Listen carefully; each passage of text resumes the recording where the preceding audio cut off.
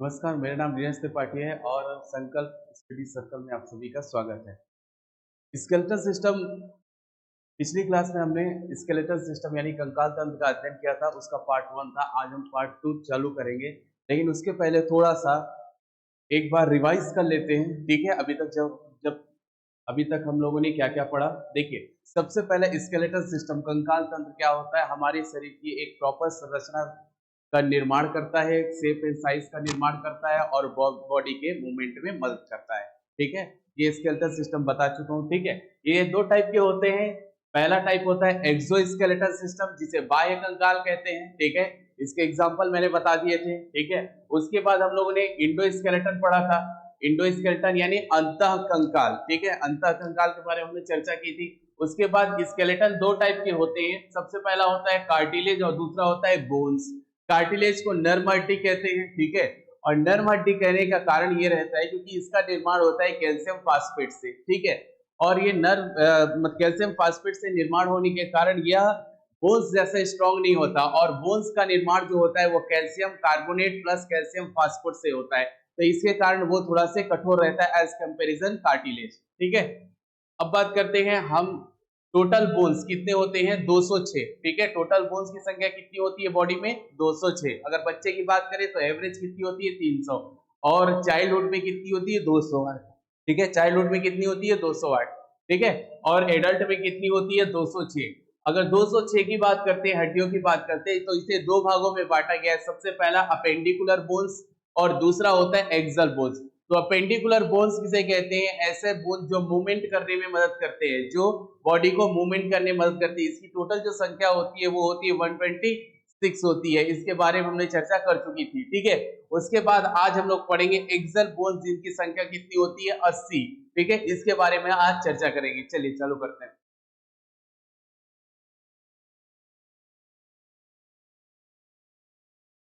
Axle bones, इनकी total संख्या होती है आपकी 80। इसमें जो सबसे पहला आता है वो आता है वर्टिकुलर कॉलम्स आता है।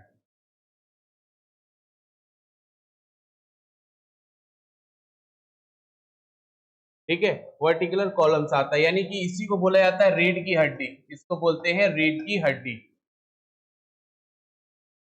ठीक है, इसको बोलते हैं रीढ़ की हड्डी। ठीक है, याद रहेगा। देखिए, वर्टिब्रल कॉलम की संख्या जो होती है वो एक चाइल्ड में कितनी होती है, अगर चाइल्ड की बात करें तो 33 होती है, और एक एडल्ट की बात करते हैं, एडल्ट की बात करें तो इसमें कितनी होती है, 26।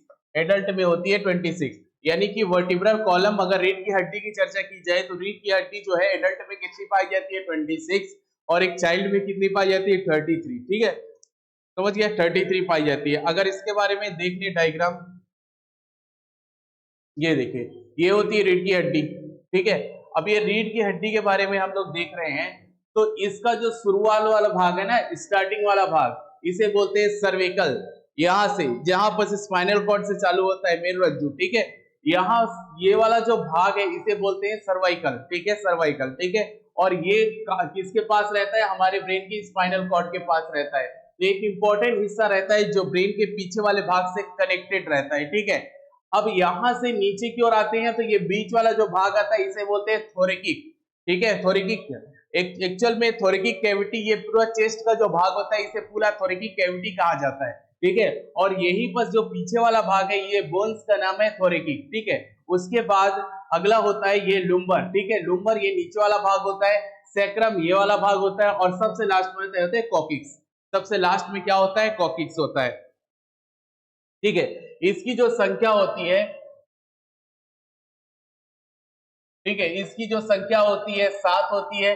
अगर इसकी संख्या देखें तो 12, और इसकी संख्या होती है 5, इसकी संख्या होती है 1, और इसकी संख्या होती है 1।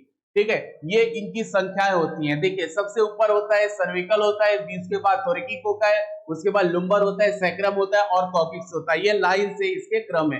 इनकी संख्या 7 होती है, अगर गिना जाए तो 7 होंगी। ये बीच वाला बहुत इंपॉर्टेंट रहता है, ये बैकबोन रहता है। ठीक है, और ये लुम्बर जो है हमको क्या है, एकदम आसपास हिलने में मदद करता है। और सैक्रम नीचे वाला भाग है, कॉकिक्स सबसे नीचे वाला भाग है, ये कॉकिक्स कहलाता है। ठीक है, और ये देखो यहाँ पर क्या आ जाती है आपकी, ये जो है ना कमर की हड्डी, इसे सर्विकल बोन्स कहा जाता है, ये यहाँ पर स्थित है सर्विकल बोन्स। तो मैंने जब पढ़ा रहा था तो मैंने बताया था कि ये जो कमर की हड्डी है, जो आपका सर्विकल बोन्स रहते हैं, ये ऊपर वाले भाग को मैनेज करते हैं और नीचे वाले भाग को भी क्या करते हैं, मैनेज करने का काम करते हैं। ठीक है, तो ये लाइन से ये बनी हुई, ये आपको याद करना है। एक और डायग्राम के माध्यम से देख लेते हैं। देखिए यहां से लेकर यहां तक ये वाली जो है टोटल शुरुआत की हड्डी कितनी होती है, 7। फिर यहां से लेकर अगर गिनोगे तो ये 12 तक आएगी। ठीक है, यहाँ 12 तक। ये देखिए अलग अलग पार्ट्स में ये बटे होते हैं और इनके मध्य में क्या रहता है, लिगामेंट, जो इनको क्या करता है, जोड़ कर रखता है। और यहाँ से अलग अलग पार्ट में ये बटे होते हैं। ठीक है, अलग अलग पार्ट, इसलिए इसको काउंट अलग अलग किया जाता है। इसकी टोटल संख्या होती है 12, ये 12 होते हैं पूरा। और ये नीचे वाले जो होते हैं, ये जो आप पीले कलर का दिख रहा है, इसकी टोटल संख्या होती है 5, इसकी टोटल संख्या होती है 5। उसके बाद होता है सैक्रम और लास्ट में कॉक्सिस होता है, इसकी संख्या होती है 1 और इसकी भी संख्या होती है 1। तो इस प्रकार से ये पूरा बटा होता है। ठीक है, इस प्रकार से ये पूरा बटा होता है। ठीक है, याद रहेगा। तो ये ऊपर से नीचे से अगर जाते हैं तो 7, 12, 5 और 1 और 1, यानी टोटल मिलाओगे तो 26 जो होते हैं वो हमारे क्या होते हैं, वर्टिब्रल कॉलम, यानी रीढ़ की हड्डी जो होती है वो पूरी तरीके से इस प्रकार फैली हुई होती है। ठीक है, याद रहेगा। और रीढ़ की हड्डी हमारे बॉडी में बहुत इंपॉर्टेंट रोल अदा करती है। जो हम ये आज खड़े हैं, ये जो यहाँ पर से मतलब कमर से ऊपर की ओर जो हम लोग खड़े, ये बैकबोन का ही एक इंपॉर्टेंट रोल है।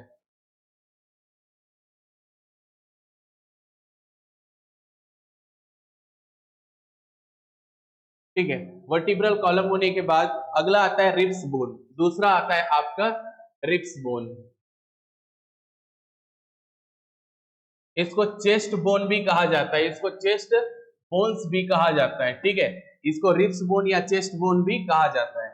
ठीक है, अब देखिए टोटल संख्या इसकी कितनी होती है, 25 होती है। टोटल संख्या कितनी होती है, 25 होती है।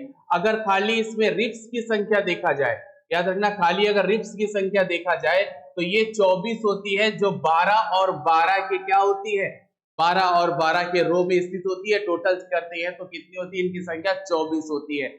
ठीक है, अब ये देखो रिब्स, आप सब जानते हैं रिब्स कहाँ पाया जाता है। ठीक है, आपके चेस्ट में पाया जाता है। ठीक है, अब ये चेस्ट में देखिए इसकी संख्या देखते हैं, ये आपके सामने दिया हुआ है। ठीक है, अब ये देखिए इसकी टोटल संख्या होती है, इधर 12 होती है, इधर 12 होती है, यानी टोटल संख्या इसकी होती है 24। जो रिब्स होता है, ठीक है, जिसे पसलियां कहा जाता है, ये पीछे रीढ़ की हड्डी से कनेक्टेड होता है, रीढ़ की हड्डी से कनेक्टेड होता है। और पूरी जो रीढ़ की हड्डी जो थोरैकिक बोला जाता था, वही रीढ़ की हड्डी से ये पूरा जो पसलियां है, ये पीछे से कनेक्ट करके आगे में ये 12 है आपका, और ये 12 है, इधर 12 है, यानी टोटल हो गए 24। और ये बीच की जो हड्डी रहती है, इसे स्टर्नम कहा जाता है। ये बीच की हड्डी जिसे स्टर्नम कहा जाता है, इसे एक सिंगल एक गिना जाता है, यानी 24 से 25। अब देखो बीच से जो थोरैकिक जो बोन्स पीछे कमर की जो हड्डी थी, इसे, ठीक है, वहां से निकल कर ये वहां से निकल के कहां पर कनेक्टेड है, ये स्टर्नम में। ठीक है, ये जो है स्टर्नम, बीच वाली हड्डी को स्टर्नम कहा जाता है। यानी पीछे थोरैकिक बोन से निकल के ये कहां पर अटैच हो जाती है, पीछे से निकल के यहां पर अटैच, फिर पीछे से निकल के यहां पर अटैच, इसी प्रकार ये अटैचमेंट होता गया है। ठीक है, तो ये याद रखिएगा 12 में से, देखिए 12 इधर है तो 12 इधर है, तो इधर का देख लेते हैं। तो सबसे पहला 1 से लेकर 7 तक, यानी कि रिब्स जहां से स्टार्ट हो रही है, देखिए पीछे से आई है, यहां से लेकर यहां कनेक्ट है, फिर एक पीछे से आई है जो लेकर यहां से यहां कनेक्टेड है, यानी पीछे की बोन से लेकर आगे की बोन से कनेक्ट किया गया है। ठीक है, तो शुरुआत के 1 से लेकर 7 तक जो रिब्स है, वो पीछे से प्रॉपर कनेक्ट होकर सामने की स्टर्नम से प्रॉपर कनेक्ट हो रही है। ठीक है, यानी कि पीछे से थोरैकिक जो बोन्स है, जो बैक बोन्स है, उससे कनेक्ट होकर सामने जो स्टर्नम है, उससे पूरी तरीके से क्या हो रही है, कनेक्ट हो रही है। इसीलिए 1 से 7 तक को क्या बोलेंगे, ट्रू रिब्स बोलते हैं। ठीक है, ट्रू रिब्स बोला जाता है। उसके बाद क्या होता है, उसके बाद 8 से लेकर 12 यानी 4, 8 से लेकर 12 यानी कि 4। ठीक है, ये जो 4 रिब्स रहते हैं, इसे फॉल्स रिब्स कहा जाता है। कारण क्या रहता है फॉल्स रिब बोलने का, कारण ये रहता है कि ये जो 4 रहते हैं, ये निकलते तो पीछे के थोरैकिक, आपका पीछे जो थोरैकिक यानी कि पीछे के बैकबोन है, ठीक है, वहां से निकलते हैं। लेकिन यह इस स्टर्नम से कनेक्ट नहीं होते या किसी दूसरी पसलियां यानी बोन से कनेक्ट हो जाते हैं, यानी निकलते तो पीछे से हैं लेकिन ये इस हड्डी से कनेक्ट होने के बजाय अपने ही पहले वाले बोन से जाके कनेक्ट हो जाते हैं, अपने पहले वाले बोन से जाके कनेक्ट हो जाते हैं। यानी कि 4 ऐसे रिब्स होते हैं जो निकलते तो पीछे से हैं लेकिन अपने ही पहले वाले बोन से जाके क्या हो जाते हैं, कनेक्ट हो जाते हैं, यानी अपने पहले वाली पसलियों से कनेक्ट हो जाते हैं। तो इसकी संख्या कितनी है, 4 है, यानी पीछे से निकल रही है लेकिन अपने में ही पहले वाले में से जाके कनेक्ट हो जा रही है। ये देखिए यहाँ पर से निकल रही है पीछे से और यहाँ से कनेक्ट, यहाँ से निकल रही है इसी में कनेक्ट हो जा रही है, यानी कि यहाँ पर नहीं पहुंच पा रही है। ठीक है, उसके बाद होता है फ्लोटिंग रिब्स। फ्लोटिंग रिब्स यानी 11 और 12 मात्र 2 हैं फ्लोटिंग रिब्स। इसका फ्लोटिंग रिब्स क्या होता है, पीछे से तो निकलती है और सामने किसी से टच नहीं होती है, यानी निकलती पीछे से है। जैसे मान ली यहां से निकली और ये यहाँ पर इस प्रकार है, ये यहाँ पर क्या है, इस प्रकार है, यानी निकलती तो पीछे से है लेकिन सामने तरफ किसी से टच नहीं होती। और ये इसलिए होता है क्योंकि यहाँ पर डायफ्राम होता है और डायफ्राम को प्रॉपर स्पेस चाहिए और हमारे लंग्स को प्रॉपर स्पेस चाहिए। तो स्पेस देने के लिए ये 2 रिब्स जो रहती है वो किसी से कनेक्ट नहीं होती, इसीलिए फ्लोटिंग यानी तैरती रहती है, एक तरीके से खुला रहती है, ये किसी सामने से कनेक्ट नहीं होती, जो प्रॉपर होती है तो स्पेस देती है। एग्जाम्पल के तौर पे जैसे बड़ा सांप रहता है, जैसे एग्जाम्पल के तौर पे एनाकोंडा बोला जाए, एनाकोंडा में सबसे ज्यादा रिब्स पाई जाती है, इसी प्रकार एनाकोंडा में रिब्स निकली रहती है, इसी प्रकार रिब्स निकली रहती है, पूरी रिब्स निकली रहती है। और ये रिब्स जो निकलती हैं वो क्या रहती हैं, ऊपर की हड्डी से निकलती है, ऊपर में हड्डी रहती है और वो निकलती है पूरी रिब्स ऐसे करके, यानी कि ऊपर में सांप के ऊपर हड्डी, ये उस वहां से ये रिब्स ऐसे करके निकलती हैं, लेकिन ऐसे करके ये देखो ऐसे करके निकलती है बस यहाँ तक, फिर ऐसे करके निकलेंगे यहाँ से, यानी ऊपर कनेक्ट रहती है लेकिन नीचे किसी से कनेक्ट नहीं रहती। और नीचे कनेक्ट नहीं रहने के कारण वो अपना आकार क्या होता है, बढ़ा सकते हैं, इसीलिए वो अपने आकार से भी बड़ा जीव को आसानी से खा सकते हैं, क्योंकि उनकी बॉडी जो है वो बढ़ सकती है। ठीक है, उनकी बॉडी जो है वो जरूरत के हिसाब से बढ़ सकती है, क्योंकि उसमें क्या पाया जाता है, फ्लोटिंग रिब्स पाया जाता है, और फ्लोटिंग रिब्स जो रहता है वो जरूरत के हिसाब से क्या होता है, बढ़ जाता है, और इसी कारण बड़े से बड़े जानवर को आसानी से वो क्या करते हैं, खा सकते हैं। ठीक है, तो ये फ्लोटिंग रिब्स सबसे ज्यादा किसमें पाया जाता है, स्नेक्स में पाया जाता है। ठीक है, याद रहेगा, जो बड़े स्नेक्स रहते हैं उसमें पाया जाता है, ये फ्लोटिंग रिब्स रहता है। अब ये देखिए इनकी टोटल संख्या होती है इधर 12 यानी टोटल संख्या इसकी हो गई 24, यानी रिब्स बोन जो हमारा रिब्स बोन है उसकी संख्या क्या हो जाती है, 24 हो जाते हैं। और ये रिब्स बोन जहां पर पूरा ये आपका जो ये चेस्ट स्थित है, यानी कि ये पूरा रिब्स बोन स्थित है, इसे कौन सा कैविटी कहते हैं, इसे थोरैकिक कैविटी कहा जाता है। इसे क्या बोलते हैं, थोरैकिक कैविटी कहा जाता है, इसको बोलते हैं थोरैकिक कैविटी, इसको बोलते हैं थोरैकिक कैविटी, इसे बोला जाता है वक्ष गुहा, इसे क्या बोलते हैं, वक्ष गुहा।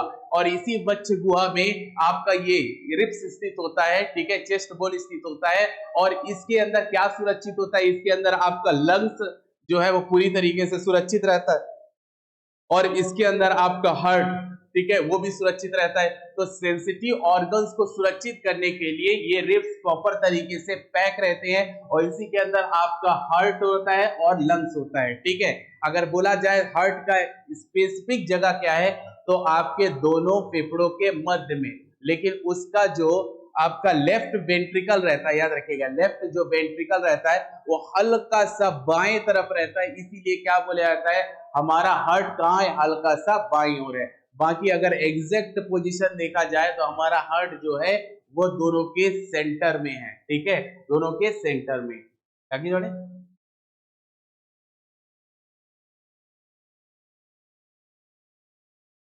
तो ये रिब्स बोन की संख्या हो गई। ठीक है, उसके बाद अगला देखें।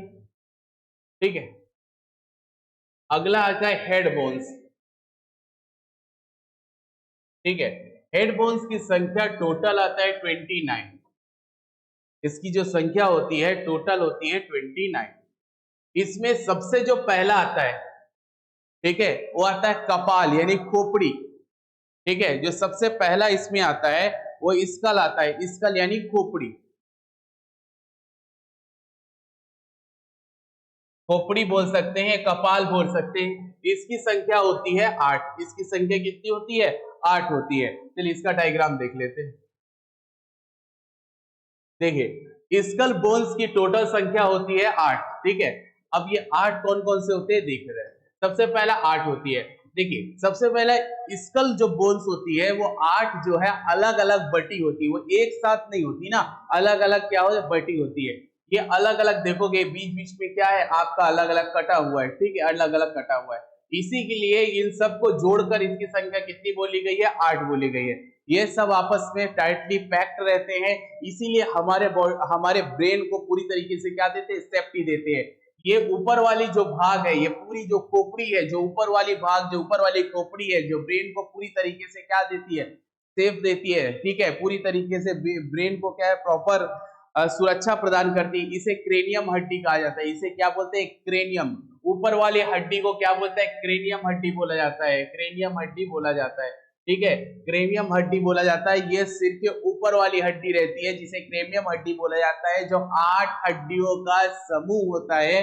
और यही 8 हड्डियां जो है वो हमारे ब्रेन की क्या करती है? सेफ्टी करती है। देखिए अगर ब्रेन के बारे में चर्चा चल रही है तो आपको 3 चीज जानना जरूरी है, क्योंकि हमारे सिर के जो ऊपर में है वो पूरी तरीके से एक सबसे पहले तो स्किन आता है, ठीक है, उसके नीचे अगर देखा जाए तो क्रेनियम हड्डी पाई जाती है। और क्रेनियम हड्डी 8 हड्डियों का समूह होता है जो हमारे ब्रेन की पूरी तरीके से सुरक्षा करती है। तो ऊपर में सबसे ऊपर में क्या पाया जाता है? क्रेनियम हड्डी पाया जाता है। और उसके बाद क्या पाया जाता है? उसके बाद मेनिंजाइटिस, याद रखना मेनिंजाइटिस जो है वो क्या पाया जाता है? एक लेयर पाई जाती है मेनिंजाइटिस, ठीक है, एक मेम्ब्रेन पाई जाती है, ठीक है, एक मेनिंजाइटिस लेयर पाई जाती है। उसके अंदर सेरिब्रो स्पाइनल फ्लूइड पाया जाता है। और यही सेरिब्रो स्पाइनल फ्लूइड आपके ब्रेन का क्या करता है? पोषण करता है, ठीक है। तो 3 चीज पाई जाती है। सबसे पहला आता है आपका क्रेनियम, एक हड्डी पाई जाती है, ठीक है, क्रेनियम, ठीक है, ये एक बोन्स पाई जाती है आपके सिर के ऊपरी भाग में। फिर आ जाती है मेनिंजाइटिस, मेनिंजाइटिस पाई जाती है, ठीक है, एक मेम्ब्रेन पाई जाती है। फिर सेरिब्रो स्पाइनल फ्लूइड,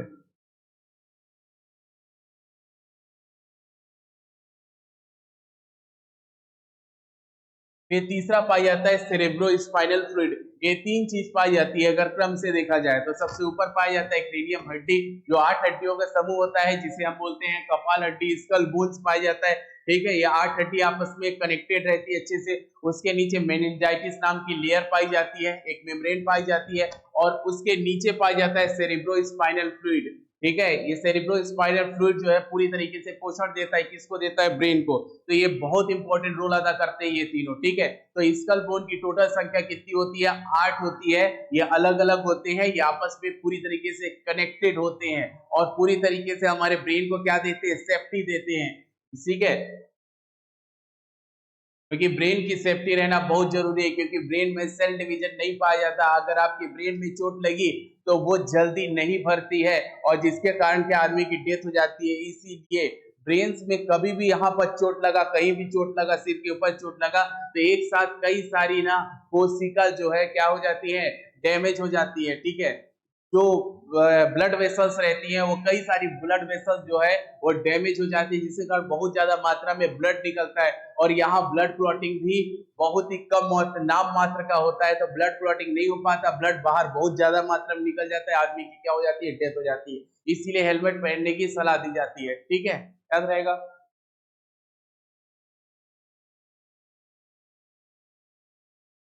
देखिए पहला तो स्कल बोन होता है, ठीक है, दूसरा होता है फेशियल। फेशियल बोन कितने होते हैं?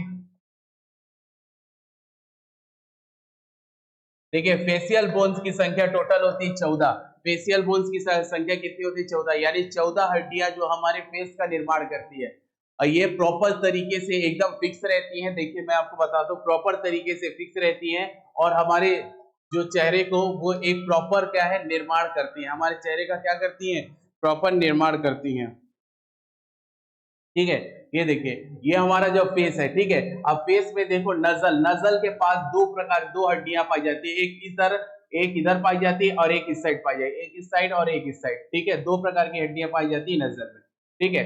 दूसरा पहला ये, दूसरा ये। दूसरा लेक्राइमल, लेक्राइमल भी दो पाई जाती है, आपका इस साइड पाई जाती है, इस साइड पाई जाती है, ये भी दो है। ठीक है, इंफीरियर नस्ल पाई जाती है आपका इस साइड, जो नाक को एक प्रॉपर क्या देती है, एक शेप एंड साइज देती है। उसके बाद मैक्सिला, मैक्सिला बहुत इंपॉर्टेंट होता है, जो आपके यहाँ पर, यहाँ की जो हड्डी है, जो नाक के साइड की जो हड्डी है, ठीक है, ये वाली जो हड्डी है जो ऊपर वाले जबड़े का निर्माण करती है, इसे बोलते हैं मैक्सिला, जो एक यहाँ पर है और एक यहाँ पर है। ठीक है, ये दो हो गए ऊपर से। उसके बाद मेंडिबल जो होती है यानी जबड़ा, जबड़ा एकमात्र हड्डी होता है, ये पूरा यहाँ से लेकर पूरा यहाँ तक एकमात्र हड्डी होता है, और ये हमारे शरीर का सबसे मजबूत भाग होता है। याद रखना, हमारे शरीर का सबसे मजबूत अंग कौन सा है, हमारे शरीर का सबसे मजबूत अंग अगर पूछा जाएगा तो ये आता है जबड़ा। हमारे शरीर का सबसे मजबूत अंग ये कौन सा आता है, ये जैसा है जबड़ा, ठीक है, जो नीचे होता है। उसे आता है वोमर होता है, वोमर एक होता है जो हमारे नाक के बीचों बीच स्थित होता है।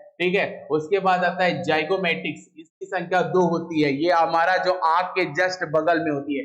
जाइगोमेटिक कहाँ होता है, यहाँ पर ये फूला होता है ना, हल्का सा आंख के नीचे जो फूला होता है, ये होता है जाइगोमेटिक, इसकी संख्या कितनी होती है, दो।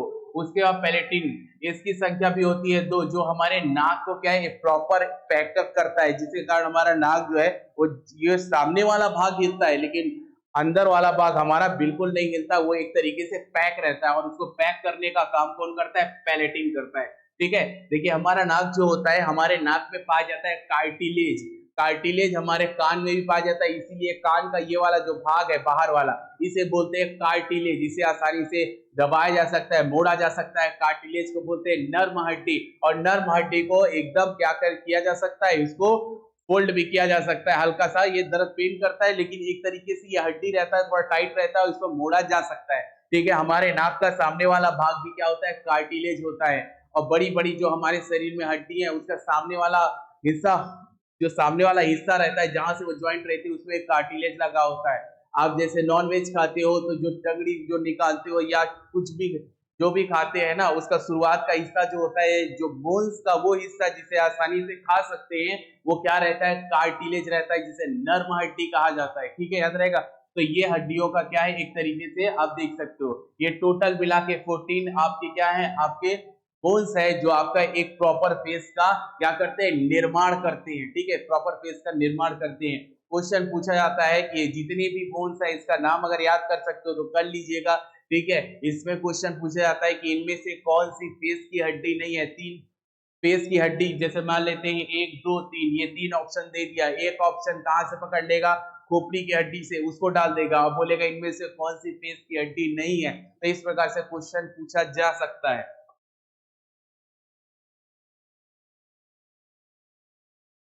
उसके बाद तीसरा आता है ईयरबोन। हम ये जानते हैं कि ईयरबोन्स की संख्या टोटल कितनी होती है, 6 होती है।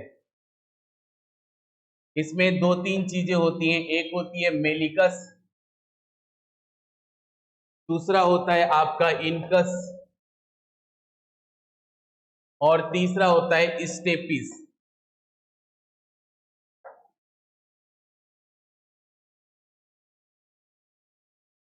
तीसरा होता है स्टेपिस।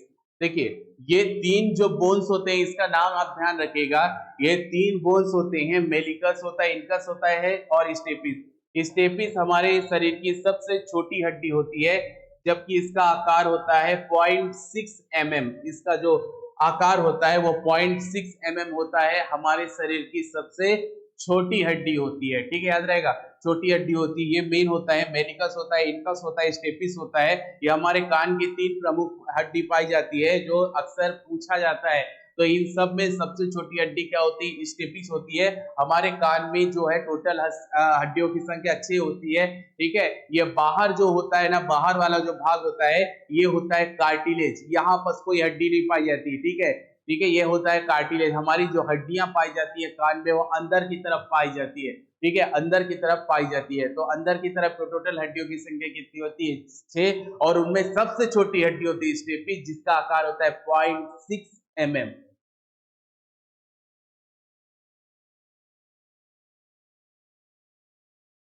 ठीक है, अगला देखते हैं।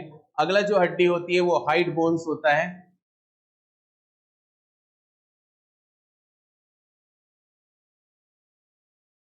ठीक है, व्हाइट बोन्स होता है, इसकी संख्या जो होती है वो 1 होती है। इसकी संख्या कितनी होती है? 1। व्हाइट बोन जो होता है इसकी संख्या कितनी होती है? 1। अब ये कहाँ होती है, इसका डायरेक्शन देख लेते हैं, सॉरी लोकेशन देख लेते हैं।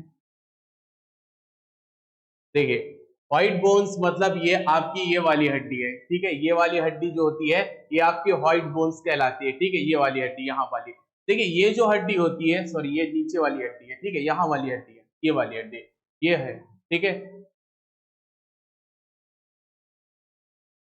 ठीक है। ये वाली जो हड्डी है उसे व्हाइट बोन्स कहा जाता है, व्हाइट बोन्स कहा जाता है। और ये हड्डी जो है ये गले के एकदम नीचे में, यहाँ पर जहां पर लोगों को फांसी की सजा दी जाती है, तो फांसी की सजा देने पर यहाँ पर जो फंदा लटकाकर हैंग कर दिया जाता है, लटका दिया जाता है, तो उस समय ये व्हाइट बोन्स खिसक कर रेस्पिरेटरी ट्रैक को पूरी तरीके से ब्लॉक कर देती है और आदमी की तड़पने से मौत हो जाती है। यानी कहने का मतलब ये है कि ये व्हाइट बोन्स कहाँ पाई जाती है? गले के एकदम जस्ट ऊपर भाग में, यहाँ पर जहां पर आपका मैंडिबल होता है उसके जस्ट नीचे में पाई जाती है। और जब किसी को फांसी की सजा दी जाती है तो ये अपनी जगह से खिसक जाती है और खिसकने के कारण रेस्पिरेटरी ट्रैक को पूरी तरीके से ब्लॉक कर देती है और जिसके दम घुटने से आदमी की मौत हो जाती है। इसकी संख्या केवल 1 है, व्हाइट बोन्स की संख्या टोटल कितनी है? 1। तो आप ये ध्यान रखिएगा, व्हाइट बोन्स का लोकेशन कहाँ है? गले के पास है, ठीक है। तो ये अगर ये लोकेशन व्हाइट बोन्स की देख लेते हैं तो हम ये बोल सकते हैं कि टोटल कितने हो गए, अगर ये सबको जोड़ा जाता है तो टोटल इनकी संख्या कितनी हो गई? 80। टोटल कितनी हो गई? 80 हो गई, ठीक है। तो ये बोन्स टोटल कितने हो गए? 80 हो गए। सबसे पहला हम लोगों ने क्या देखा था? सबसे पहले हम लोगों ने देखा था आपका कमर की हड्डी देखा था, ठीक है, ये 26 होती है। रिब्स बोन देखा है 25 होती है। हेड बोन देखा 29 होती है। तो अगर ये सबको काउंट कर दिया जाता है तो टोटल संख्या हो जाती है 80, यानी एक्सेल बोन्स की संख्या टोटल 80 है। अपेंडिकुलर बोन्स, अपेंडिकुलर बोन्स किसे कहते हैं? वैसे बोन्स जो चलने फिरने में मदद करते हैं, उनकी संख्या 126 है। अगर हम दोनों को जोड़ा जाए तो 206 हड्डियां हो गई। तो यानी कि ये जो हड्डियां हैं ये हमारे बॉडी के सेंसिटिव ऑर्गन्स को संभालने में यानी सुरक्षा देने में मदद करती है और साथ साथ हमारे बॉडी को मूवमेंट करने में क्या करती है? मदद करती है। अब आगे देखते हैं हम ज्वाइंट्स के बारे में, हमारे बॉडी में कितने महत्वपूर्ण ज्वाइंट्स हैं और कहाँ कहाँ है इसका लोकेशन देख लेते हैं, ठीक है। तो सबसे पहले ज्वाइंट्स पढ़ने हैं, पहले मैं आपको ये बता देता हूँ। हमारी एक बीमारी होती है जिसे गठिया कहते हैं, एथराइटिस बोला जाता है। एथराइटिस बोला जाता है यानी गठिया एक रोग होता है, ठीक है। इसके बारे में आप जान लो।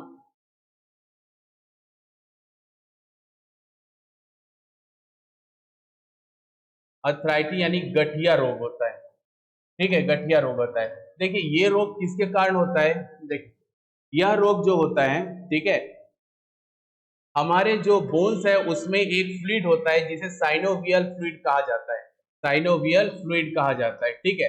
हमारे बोन्स के बीच में जहां पर ज्वाइंट होता है, जैसे हमारा घुटना है, ठीक है, हमारा ये वाला ज्वाइंट है, एक यहाँ पर एक फ्लूइड भरा होता है जिसे क्या बोला जाता है? Synovial fluid. और ये अधिक मतलब ये अगर प्रॉपर क्वांटिटी में है तो कोई प्रॉब्लम नहीं होगी, क्योंकि ये जो फ्लूइड रहता है ये साइनोवियल मेम्ब्रेन के अंदर में रहता है और ये हमारे हड्डी के मूवमेंट में मदद करता है। यानी कि अगर हम अपना हाथ को पूरी तरीके से घुमाएं ऐसे करके, ठीक है, तो ये मूवमेंट करने में मदद करता है, घुमाने में मदद करता है। नीचे के जैसे घुटना है तो घुटने को अगर हम फोल्ड करें या इधर उधर करें तो उससे मदद करता है। ये फ्लूइड बहुत इंपॉर्टेंट है रहना। कभी कभी क्या होता है बुढ़ापे में ये फ्लूइड की कमी हो जाती है या ये फ्लूइड जो होता है वो यूरिक एसिड में बदल जाता है। अगर ये फ्लूइड यूरिक एसिड में बदल गया तो मूवमेंट करने में क्या होगा? दर्द होगा, ठीक है। या तो फ्लूइड की कमी हो जाती है या फ्लूइड किसी दूसरे फॉर्म में कन्वर्ट हो जाता है, यूरिक एसिड में दूसरे फॉर्म में कन्वर्ट हो जाता है। तो जब ये कन्वर्ट हो जाता है तब अगर हम मूवमेंट करते हैं तो क्या होता है? पेन होता है और उसी पेन को कौन सा रोग बोला जाता है? गठिया रोग या एथराइटिस बोला जाता है। हमारे ज्वाइंट में अगर ये फ्लूइड की कमी पड़ जाती है तो हमारा जो ज्वाइंट के बीच का प्रॉपर कनेक्शन जो है वो तो रहता है, लेकिन वो एक दूसरे को मूवमेंट करने में कुछ प्रॉब्लम क्रिएट होता है और जिसके कारण पेन होता है। और वो प्रॉपर मूवमेंट कराने की जिम्मेदारी ये फ्लूइड की रहती है। लेकिन अगर ये फ्लूइड जो है वो कम हो जाता है या किसी दूसरे फॉर्म में कन्वर्ट हो जाता है तो वो पेन का कारण बनता है और इसी को बोलते हैं गठिया रोग, ठीक है, याद रहेगा। चलिए हम लोग चालू करते हैं ज्वाइंट्स।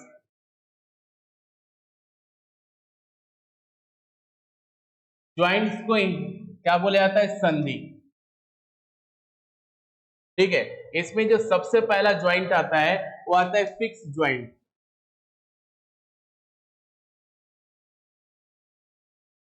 फिक्स ज्वाइंट, देखिए फिक्स ज्वाइंट मतलब ये होता है कि इसमें बिल्कुल मूवमेंट नहीं होता, यानी कि एकदम फिक्स, उसे मूवमेंट करने का एक भी चांस नहीं है, यानी कि दो बोन्स आपस में फिट हो गई और उसमें मूवमेंट बिल्कुल नहीं होता, ना के बराबर होता है। इसका सबसे अच्छा जो एग्जांपल है वो है स्कल बोन्स, यानी खोपड़ी की हड्डी। ये ऊपर में जो 8 हड्डी पाई जाती है, बताया था ना, ऊपर वाले हड्डी जो 8 पाई, कोई भी मूवमेंट नहीं होता। हमारा सिर है वो यहाँ से हिलता है, यहाँ बस कोई अलग से हिलने वाला कोई प्रॉपर क्या है मूवमेंट नहीं पाया जाता। तो स्कल बोन्स इसका सबसे अच्छा एग्जांपल है। स्कल बोन सबसे अच्छा इसका एग्जांपल है। देखिए फिक्स ज्वाइंट है जहां पर बिल्कुल मूवमेंट नहीं होता, और सबसे अच्छा एग्जांपल है स्कल बोन्स। ठीक है, दूसरा बोन जो रहता है उसका नाम है आपका इम्परफेक्ट ज्वाइंट। और इम्परफेक्ट ज्वाइंट्स में ऐसा ज्वाइंट होता है जिसमें हल्का फुल्का मूवमेंट होता है।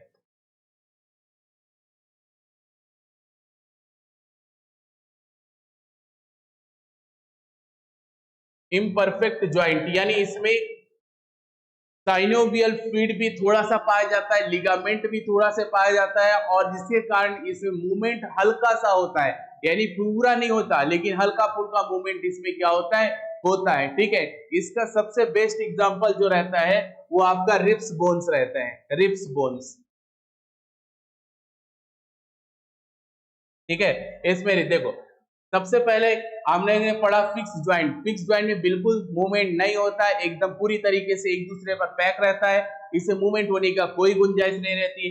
इम्परफेक्ट ज्वाइंट्स मतलब होता है हल्का फुल्का मूवमेंट होता है, एकदम ना के बराबर, एकदम मिनिमम। ठीक है, इसका एग्जांपल है रिब्स बोन।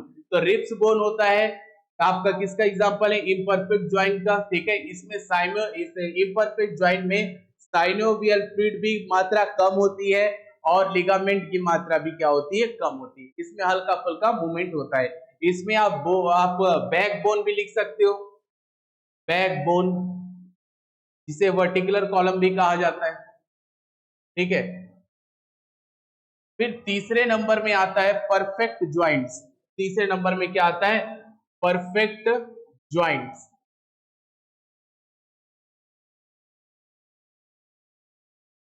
परफेक्ट ज्वाइंट में कई सारे ज्वाइंट्स आते हैं, जिसमें सबसे पहला जो ज्वाइंट्स होता है उसका नाम है बॉल एंड सॉकेट ज्वाइंट।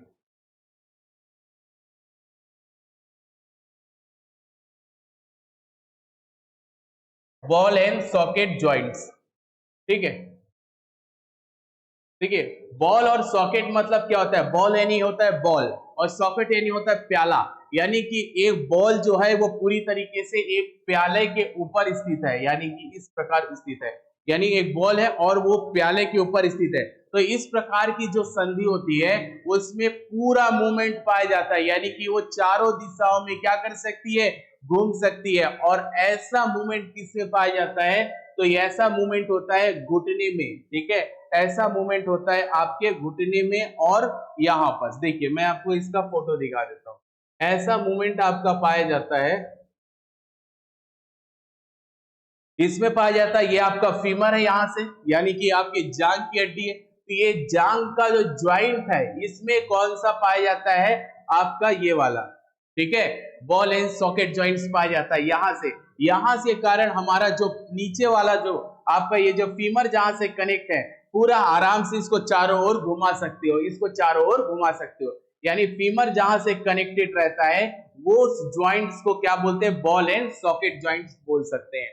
ठीक है, और दूसरा जो होता है आपका ये वाला, यहाँ पर भी बॉल एंड सॉकेट ज्वाइंट्स पाया जाता है, इसीलिए आप आराम से इसको किसी भी डायरेक्शन में क्या कर सकते हो? घुमा सकते हो। यानी कि किसी भी डायरेक्शन में आप क्या कर सकते हो? घुमा सकते हो।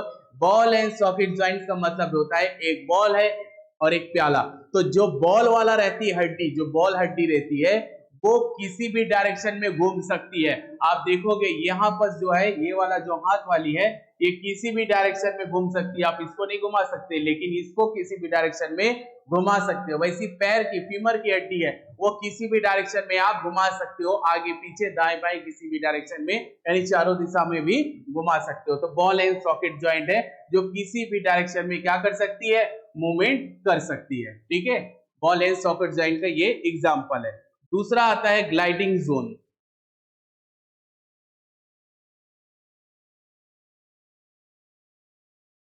ग्लाइडिंग ज्वाइंट्स, देखिए ग्लाइडिंग ज्वाइंट मतलब एक हड्डी दूसरे हड्डी के ऊपर क्या करे, ग्लाइडिंग कर रही है, फिसल रही है। तो इसका सबसे अच्छा एग्जांपल आएगा कलाई की हड्डी, कार्पल्स। इसका सबसे अच्छा एग्जांपल क्या आएगा, कलाई की हड्डी यानी कार्पल्स। ठीक है, बढ़ा चुका हूं कलाई की हड्डी, तो कलाई की हड्डी यानी कि कार्पल्स इसका सबसे अच्छा एग्जांपल है। कार्पल्स इसका सबसे अच्छा एग्जांपल आएगा, कार्पल्स आ जाएगा। और इसका दूसरा एग्जांपल आएगा टार्सल्स आ जाएगा, जिसे टखना कहते हैं। टार्सल आएगा यानी टखना। ठीक है, टखना, पैर का जो टखना होता है उसे क्या बोलते हैं, टार्सल। तो ये कार्पल्स आ जाएगा और दूसरा आ जाएगा आपका टार्सल। ठीक है, ये दोनों आ जाएंगे। ठीक है, ठीक है। तीसरा जो होता है, ये दो हो गए। तीसरा जो आपका ज्वाइंट्स होता है वो सैडल ज्वाइंट्स होता है। सैडल ज्वाइंट्स, देखिए सैडल ज्वाइंट्स में ज्यादा मूवमेंट नहीं होता। जैसे बॉल एंड सॉकेट ज्वाइंट्स में किसी भी दिशा में मूवमेंट हो सकता है, वैसे वैसे सैडल ज्वाइंट्स में पूरे दिशा में मूवमेंट नहीं हो सकता, लेकिन हल्का फुल्का मूवमेंट चारों दिशाओं में होने के चांसेस रहते हैं, लेकिन पूरी तरीके से नहीं हो पाता। इसका सबसे अच्छा एग्जाम्पल है आपके अंगूठे की हड्डी।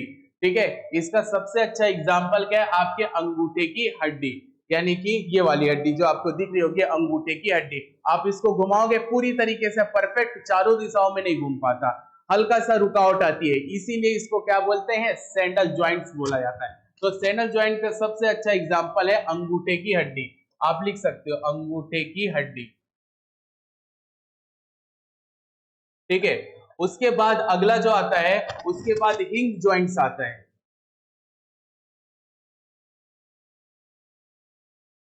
हिंग ज्वाइंट्स आता है। देखिए जो हिंग ज्वाइंट्स रहते हैं ना, हिंग ज्वाइंट्स जो रहते हैं, ये जो ज्वाइंट्स रहते हैं ये केवल एक ही दिशा में मूवमेंट के लिए क्या देता है, मतलब फ्री होता है। मतलब ये जहां पर ये ज्वाइंट रहेंगे, वहां की जो बोन्स रहती है वो केवल एक ही डायरेक्शन में मूवमेंट कर सकती है, उसके अपोजिट डायरेक्शन में मूवमेंट नहीं कर सकती है। ठीक है, जैसे हमारे घुटने की हड्डी, ठीक है, आपका घुटने की हड्डी हो गया, आपके क्या हो जाएगा, हिंदी में लिखे तो कोहने की हड्डी एवं घुटने की हड्डी, घुटने की हड्डी।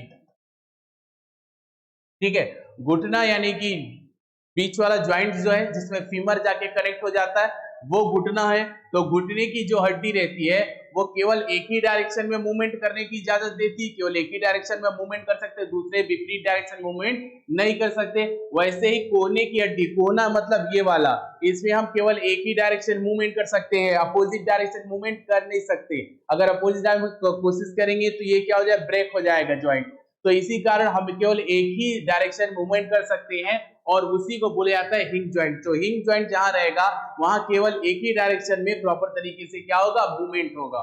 ठीक है, हिंग ज्वाइंट्स के बाद अगला आता है पिवेट ज्वाइंट्स।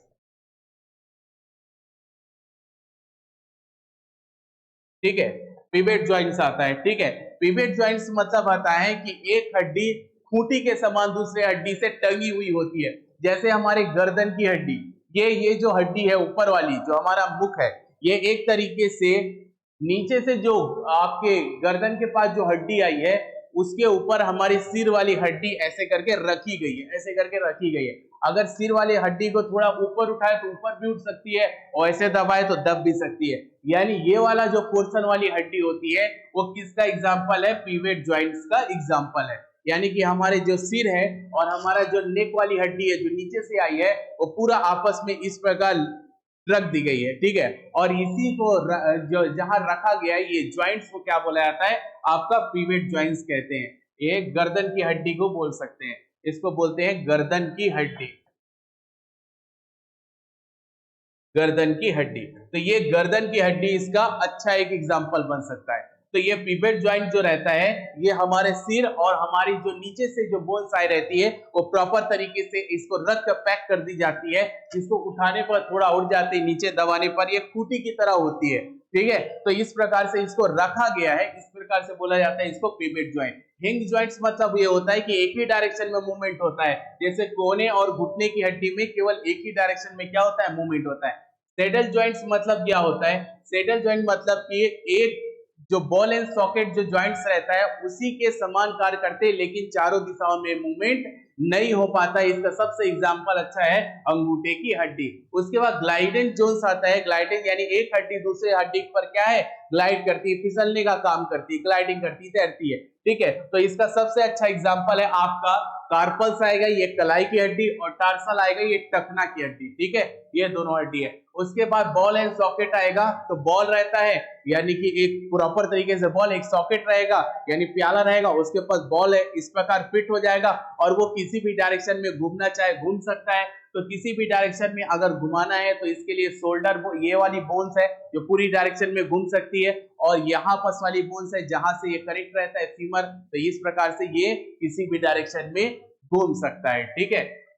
इसे बोलते हैं परफेक्ट ज्वाइंट। और इम्परफेक्ट ज्वाइंट्स में क्या होता है, हल्का फुल्का ना के बराबर मूवमेंट होता है, और इससे सबसे अच्छा एग्जांपल रिब्स बोन और बैक बोन आता है। उसके बाद फिक्स ज्वाइंट आता है जिसमें बिल्कुल भी मूवमेंट नहीं होता है, ना के बराबर मूवमेंट होता है, और इससे सबसे अच्छा एग्जांपल होता है स्कल बोन्स, ठीक है। अगर आपसे पूछा जाए कि हमारे शरीर की सबसे कमजोर हड्डी कौन सी है, तो क्लेविकल बोन्स आता है, क्लेविकल बोन्स, ठीक है। ये हमारे शरीर की सबसे कमजोर हड्डी है, जिसे कंधे की हड्डी कहा जाता है। क्लेविकल बोन्स यानी कंधे की हड्डी।